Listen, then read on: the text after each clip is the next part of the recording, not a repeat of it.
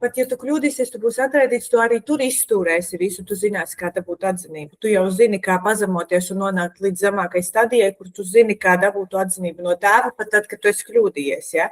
Bet tas arī citreiz ir tik pazemojoši un nepatīkami, ka tu tā vietā, tu izvēlies iepriekšējo posmu iziet. Tu izēji to posmu, kurā tu dabo no viņa to, ka viņš tavā vietā uzņemas atbildību. Pirmām kārtām jau ar to, ka viņš tev pasaka, jā, dēls, dāries to līdzi. Tāpat nav atzinība, tas ir tas, ka viņš uzņemas tavā vietā atbildību. Un tad, kad tu sakot zobus un pasaki, man pofiga, esmu liels un esmu stiprs un es zinu, ka es ar visu tikšu galā, tad tu ieskaties patiesībai, kad, tagad, kad esmu liels, tad man ir jāuzņemās atbildība. Šeit arī ir tas grūtākais, kur tu netiec pāri, jo kā tas ir, man tagad pašam jāuzņemās atbildība, man tagad pašam sev jātic, man tagad pašam ir jādomā, ko es darīšu tad, ja man nesanāks.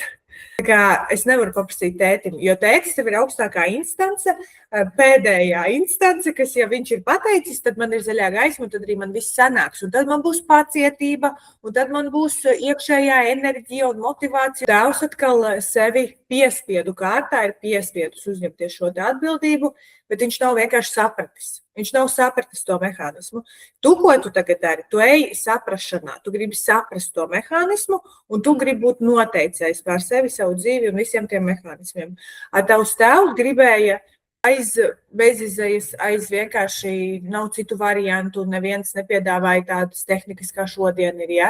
Un viņš izvēlējās sev tādu variantu, kas pilnīgi garantēti strādā, tas viņam strādā, bet tā, ka tas brīžiem strādā arī pret viņu, to tu redzi tajā sekās, kuras tu negribi redzēt savā dzīvē. Kur tu dari visu, tikai ne to, ko tu gribi, ne tikai, visu tikai ne to, kas ir tavs mērķis. Tu tā kā būtībā esi citu mērķiem tajā brīdī. Tev liekas, ka es tūlīt nolasīšu, ko tas otrs grib, un nevis runāsim, un nevis nonāksim pie kopējiem kaut kādiem secinājumiem, tāpēc, ka tur jau es atkal domāju, ka es gribu dabūt atzinību un es negribu ar to čakarēties un tur vispār visam ir jābūt pašam par sevi saprotamam.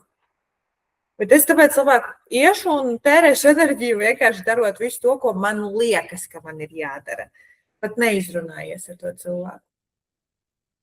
Jo brīžiem tev vajadzētu varbūt tiešām būt gatavam, ieguldīt to enerģiju un izrunāties un saprast, vai man ir tagad vērts iet un to darīt, lai es dabūtu no tevīm to atzinību. Un varbūt tu jau sarunā saproti to, ka tev nafig nav vajadzīga tā atzinība, un tam cilvēkam nemaz nav vajadzīgs arī, lai tu to dari. Jums vajadzēja vienkārši veltīt fokusu vienam uz otru 5 minūtes parunāties.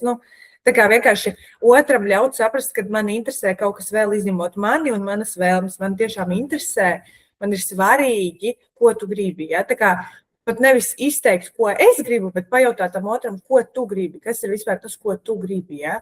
Tādus tiešus, varbūt nētus jautājumus uzdot.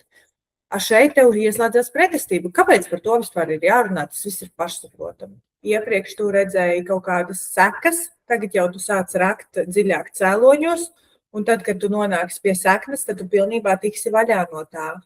Jo tas jau viss, ko tu redzi savā dzīvē, tas jau ir tikai tās sekas. Cēloņus jau mēs meklējam tagad sesijās, kas ir tas